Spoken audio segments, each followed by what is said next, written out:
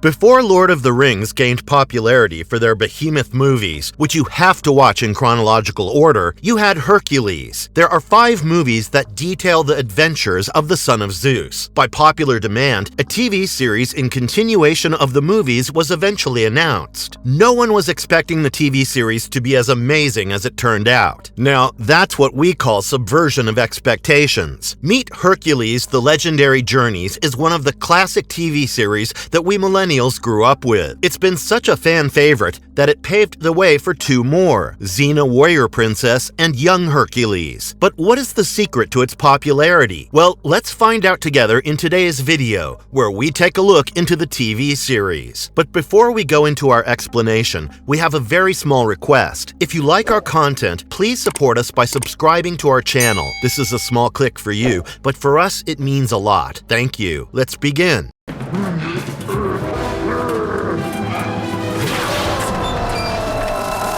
From myth to screen, the genesis of Hercules, The Legendary Journeys, 1995 to 1999. Hercules started his journey for his American audiences back in 1995. The TV series was written by Christian Williams, who was the main producer. Other producers for this show were Sam Raimi, Rob Tappert, John Schulian, and R.J. Stewart. The whole TV series was produced under the tag of Pacific Renaissance Pictures Limited, which Christian Williams was a part of. This TV series was a spin-off from the TV movie series that aired back in 1994. These movies were Hercules and the Amazon Women, Hercules and the Lost Kingdom, Hercules and the Circle of Fire, Hercules in the Underworld, and Hercules in the Maze of the Minotaur. The popularity of the movie series led to the production of the TV series, which in turn led to the ever-growing fanbase of Hercules, The Legendary Journeys. The TV series follows the journey of Hercules after the loss of his wife. While it's true that the TV series is based on the Greek demigod, the screenplay adaptation with Kevin Sorbo did have a few changes. For example, in the TV series, we see that Hercules is the younger brother of Iphicles, but in the original myth, that was not the case. According to Greek mythological accounts, he was a fraternal twin and half-brother of Iphicles because Amphitryon and Zeus impregnated Alcmene around the same time. One of the most shocking changes that we see in the screenplay adaptation has to be how Prince Jason, who grew up with Hercules, ended up marrying Alcmene after growing up. However, in the myth, that was not the case in the slightest. In the original myth, Jason died, and there was no marriage between him and Alcmene. To give our demigod importance, the writers and producers made Demeter ask Hercules for help when Persephone was in the underworld, but that was, again, not the case. In the original myth, it was Hermes who was sent to get Persephone back, and she stayed back because she had pomegranate seeds while there. In the show, at one point, we see Hercules' first wife dying at the hands of Hera, who deployed fireballs from heaven. But if you followed Greek mythology, you would know that Hercules killed his wife in a fit of madness caused by Hera. There were no fireballs in question. There are countless other examples of the changes made by the writers and producers in the original myth that they took inspiration from. They slightly changed the characters and moved the plot around a little to ensure that Hercules got the importance that he truly deserved. Now, if you were tuning into this show to see accurate mythological portrayals, then you will definitely be disappointed because of these changes. However, if you want to see the charismatic portrayal of a hero who goes through a life of turbulence to eventually get his happy ending, then this is the show for you. Spanning over 6 seasons and several episodes, the show is the perfect comfort series for a lot of people. But how did Hercules' journey start on screen? Let's look at that, shall we?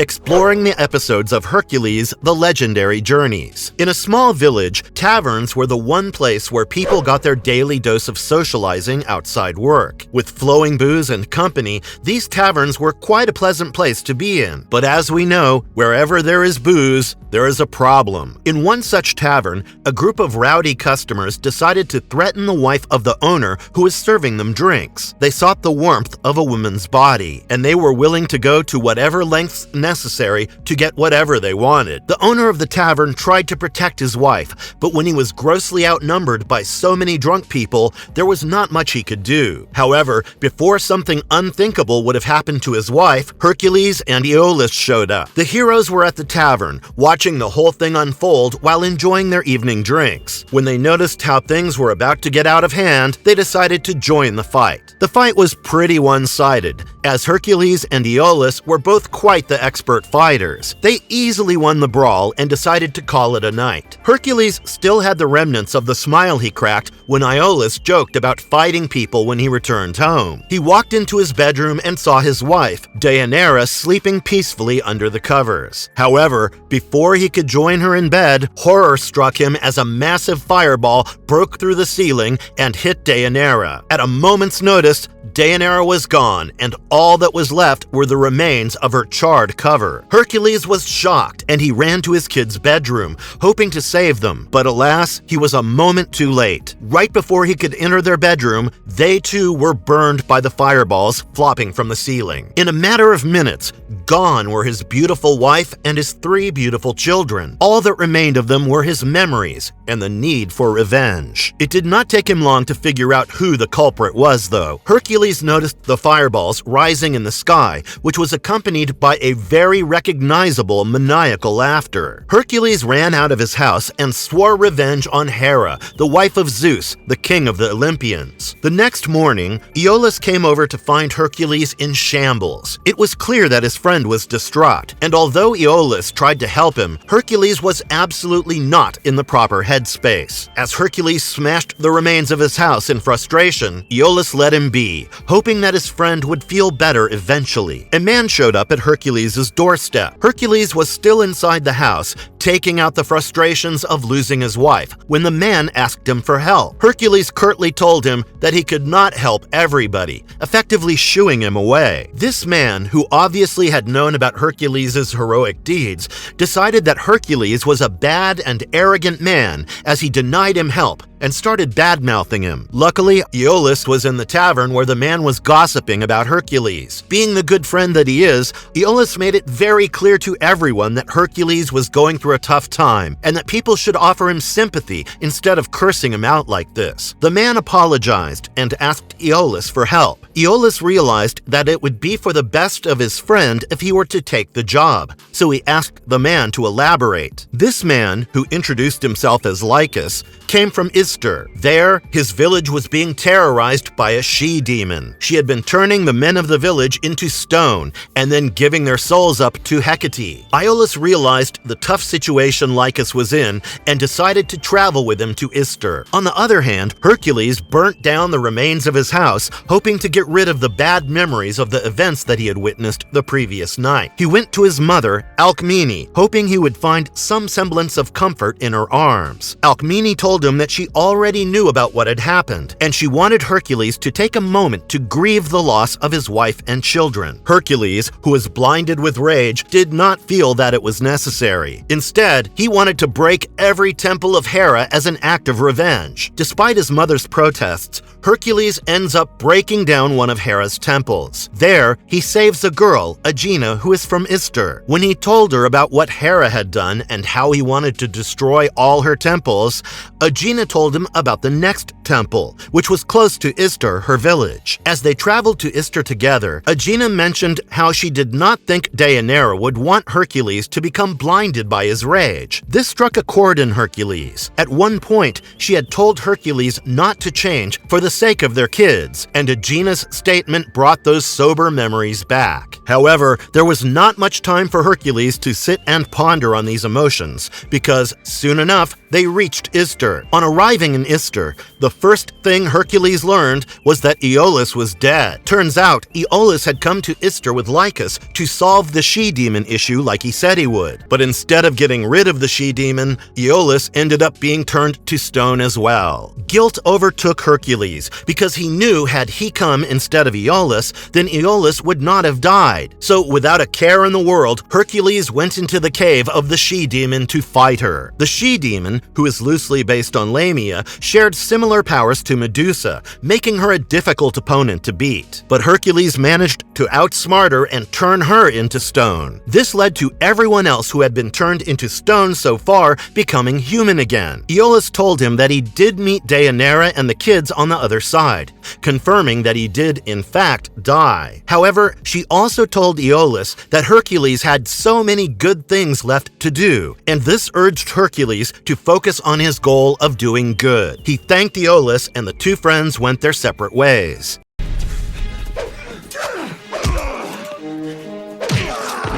The next time we see Hercules, he's being chased by the 50 daughters of King Thespius. King Thespius had asked each of them to have a baby with Hercules, but Hercules wasn't interested, so he ran away as fast as he could. When he was in a tavern, catching his breath, he was informed about the Cyclops problem in Trachis. Turns out, in Trachis, Cyclops have been chasing away people out of their homes to preserve Hera's sacred vineyard. Now, Hercules had a personal grudge against Hera, so when the opportunity presented itself on his doorstep, he was obviously not going to ignore it. So he went after the Cyclops. On his way to Trachis, he met a man hanging off a branch in the forest. This man was Salmoneus, a toga salesman who was kicked out by the Cyclops. Hercules didn't want to involve anyone else in his business, but he begrudgingly let Salmoneus tag along with him as he went to face off against the Cyclops. On the other hand, the villagers of Trachis were having an extremely hard time with the Cyclops problem. The Cyclops diverted the river and directed it towards the vineyard,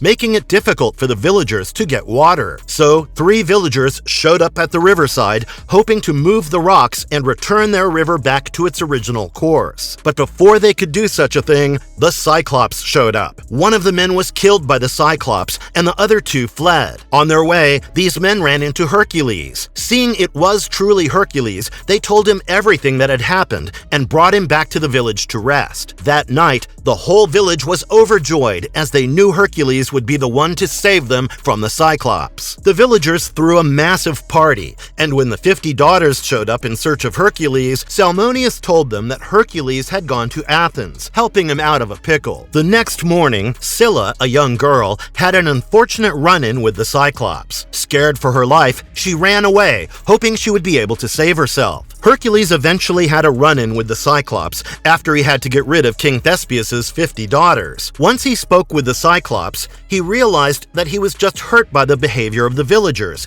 and genuinely didn't mean much harm. With that cleared out, Hercules asked him why he was working for Hera. The Cyclops corrected him, saying that he had only worked for the owner of the vineyard and not Hera. Realizing the whole situation, Hercules decided to go back and talk to the villagers, trying to get them to behave nicely with the Cyclops. But as we know, prejudice takes a while to dissipate. One villager, called Atreus, was hell-bent on not helping or working with the Cyclops, and even though Scylla made it very clear that she found it mean, Atreus could not care any less. He found the Cyclops to be a freak, and he was not willing to deal with him. His cruel words led to the Cyclops running away, and Scylla had to be the one to persuade the Cyclops to understand that humans need his help, but they were afraid of him. Hera, who had been keeping an eye on Hercules, sent her executioners to finish him off. Hercules and the Cyclops were able to defeat the executioners and were able to set the river back on its original course. The Cyclops, whose master was killed by Hera's chief executioner, was now a free man, and Hercules asked the villagers to be nice to him as payment for his services. As for the 50 daughters, they showed up after Hercules' victory and said that they did not want Hercules, and instead wanted Salmoneus. Seeing that, Salmoneus happily went with the women, leaving Hercules alone, much to his pleasure.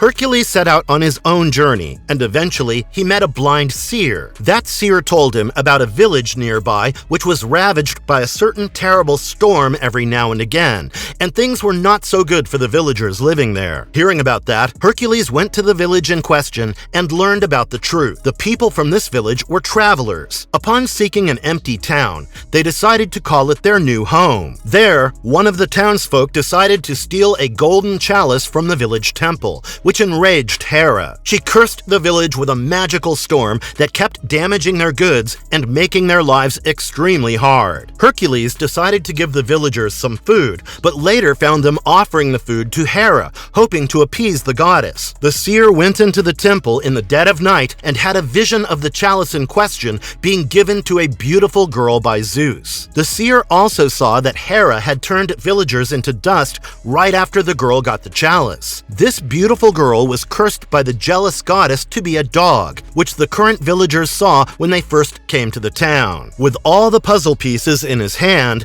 Hercules told the villagers that he would take them to Calydon, a city that was protected by Apollo himself. The villagers were a bit doubtful at first, but they eventually packed up and left with Hercules. The journey to the city was perilous, as Hera had sent bounty hunters after Hercules and the villagers. Hercules realized that the chalice would be the one to solve all the issues, so he asked a girl for help. The girl looked for the chalice, and while she didn't find it, she learned that Proteus, the leader of the homeless villagers, had played a part in it. Now, the city of Calydon lay right across the Stymphalian swamp, and while the villagers entered the swamp, they were attacked by the bird that lived there. As everyone scattered, the dog tripped Proteus, and out from his bag fell the chalice. This man had stolen the chalice, and being scared of Hera, he had kept it concealed with him this whole time. He claimed that he stole it only to sell it later for the betterment of the group, but nobody could believe his lies. Hercules took the chalice and threw it away, and Proteus ran after it without a care for his safety. Hercules led the rest of the villagers into the safety of Calydon, making it very clear that, unlike Proteus, he was sincere about the safety of the villagers. Once the villagers were in the safety of the city, Hercules left for his journey again in search of adventure, and adventures did find him time and time again. Over the span of 6 seasons, Hercules went on several more quests of epic proportions. His adventures took him to Egypt, where he stopped the assassination of Queen Nefertiti. The queen wanted an alliance between Egypt and Greece,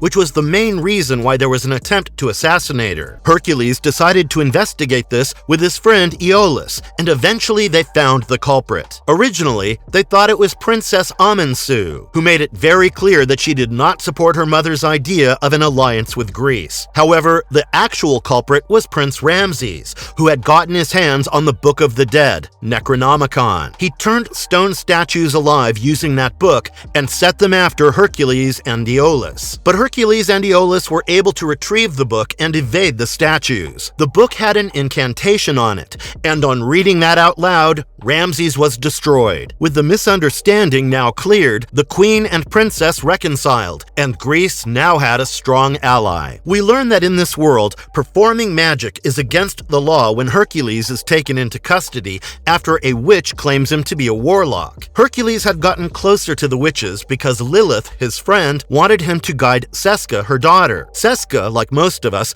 felt very lost after she graduated from the academy. Using her naivety, 2 witches, Soraya and Hala, made her join their ranks. Unbeknownst to Seska, this was all a ploy enacted by Discord, a minor goddess who loved creating chaos. Hercules found that Seska was in bad company, and while he and Aeolus were trying to get her away from them, the witches retaliated. Hercules was thrown in jail, and Aeolus was a victim of a love spell that made him fall in love with Lilith. But things were so much worse than that. Hala got her hands on the spell book that Discord taught them spells from and was using it to bring Nebros, the greater force of evil. Hercules told Discord about it, but even the goddess was unable to stop it. Nebros showed up on Earth and took over Hala's body, and in order to save everyone, Hercules defeated Nebros. With him defeated, Aeolus was no longer under the love spell, and the day was saved. The last adventure that we see Hercules and Aeolus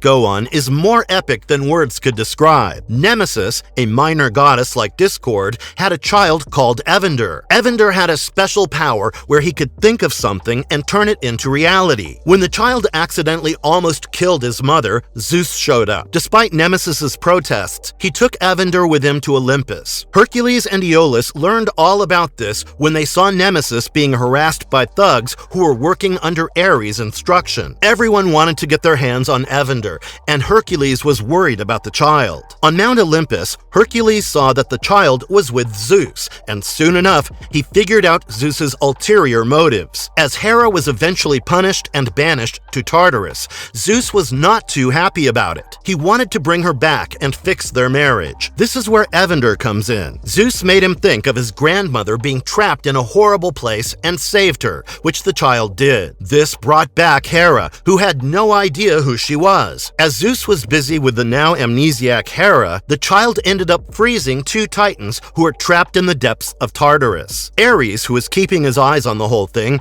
took the chance and threw the thread of fate at Hera, making her remember everything that she had forgotten. With her memories back to her, she immediately turned Zeus into stone. She planned on turning Hercules into stone as well, but before she could do so, Olympus came crashing down. Turns out, before bringing Hera's memories back, Ares had gone ahead and befriended the amnesiac Titans. Using them, he manipulated Atlas, the greatest of Titans, to go and break the pillar of Olympus. When Atlas broke the pillar, Hercules showed up, trying to hold the pillar in place. Atlas is turned into stone, and a huge ruckus happens in Olympus. In the crash, Evander was crushed, and Hera realized that she could not bring him back to life on her own. So, she reconciled with Zeus, deciding to fix their issues and bring him back to life. Evander was sent back to his mother Nemesis, and our heroes walked into the sunset, ready for more adventures, leaving us on a hopeful note that we would see them again.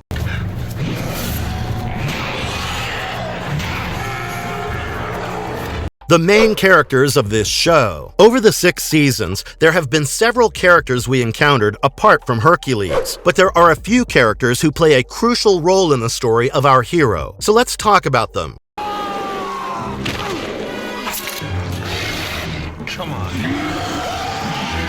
Hercules, the demigod, son of Zeus, is our main character in the series. Kevin Sorbo does a great job playing him, and he became a heartthrob for so many of us in this role. He had everything that a hero needs. He is charismatic, quick-witted, intelligent, and has a strong moral compass, giving us the best hero we could have followed. His genuine nature was what drew most of us to his character. At one point, Hercules questioned the authority and power that the gods had over us humans. As he was half of both, he understood the trials and tribulations far more than anyone else could have. This complex thinking of him was something that we also found extremely attractive. Hercules' life, despite being a savior for most people, was filled with tragedies for the most part. That was because of Hera, who repeatedly attacked him whenever she had a chance. The destruction that Hera caused was what propelled Hercules to be the savior that we know him as. He is honestly an amazing character to look up to, and the writers definitely did him justice.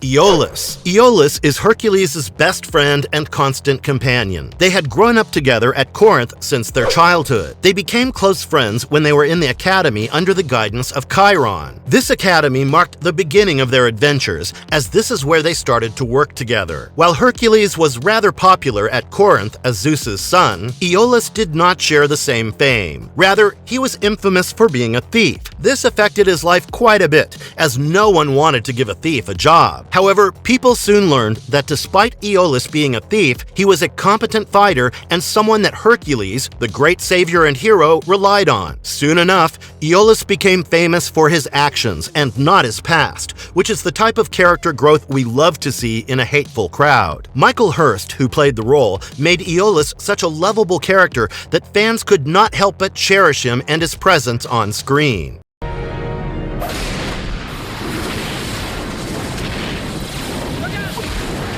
Hera. Hera, the goddess of marriage, is the main villain of this story. In a way, we can understand why she hates Hercules as much as she does. When Zeus cheated on her and impregnated Alcmene, he disrespected the sacred vows of marriage that they had taken together, turning her into a farce. Hercules, born from that intimate moment, was the living, breathing proof of her failed marriage. Why would anyone tolerate such an insult? We all know the saying, "Hell hath no fury like a woman scorned," and Hera is a prime example example of that. Since Hercules' birth, Hera had been attacking him. When Zeus put a protective charm on Hercules, preventing other gods from directly harming him, Hera decided to change her ways and target people around Hercules, making his life harder. Her attack on his family was what led to Hercules going on his vengeful quest in the first place. While the TV series and the actual mythology had quite a few differences, the character of Hera pretty much remained the same throughout. Whenever she had the chance, she hurt people around Hercules,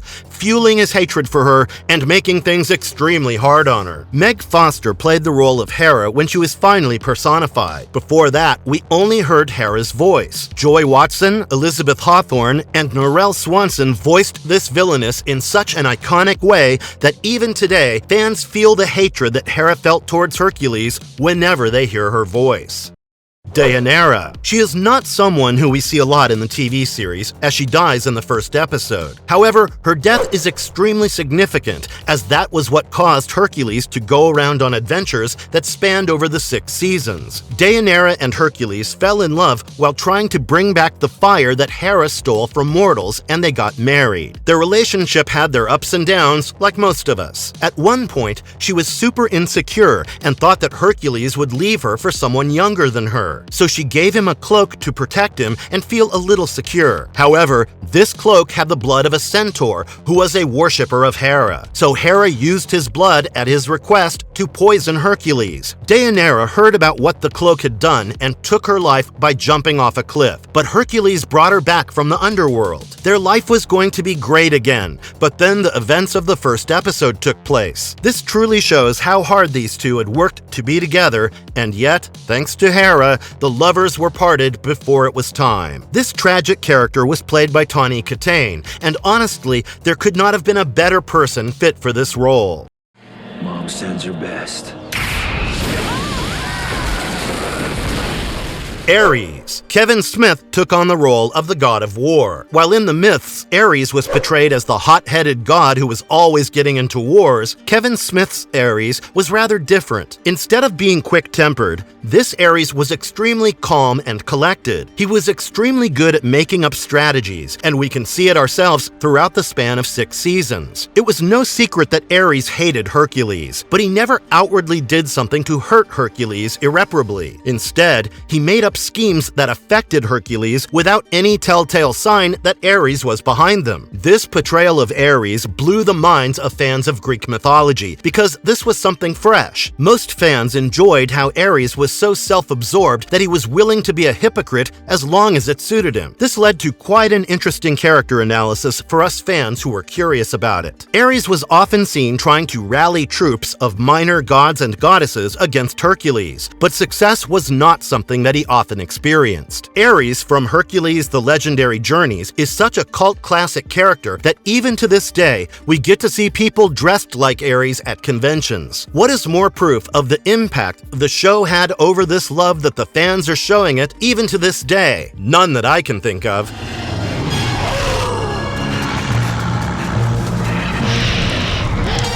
Why it's a must-watch show till now. Over the years, there have been many TV series that we've gotten to watch. However, none of the shows were as positive and as tastefully designed as Hercules: The Legendary Journeys. The whole story revolves around 2 bros being heroes, one with his godly father's powers and the other with some sick martial arts chops. Other than the riveting storyline and amazing characters, this show portrayed great representation on screen. We get to see prominent African American and Kiwi actors on the set portraying believable characters instead of being typecast, as we see in the movies that came out in the early 2000s. With a banger soundtrack and flawless writing, the national treasures of American television. And if you haven't seen it, you definitely should. This is quite the ride, and you'd certainly love it.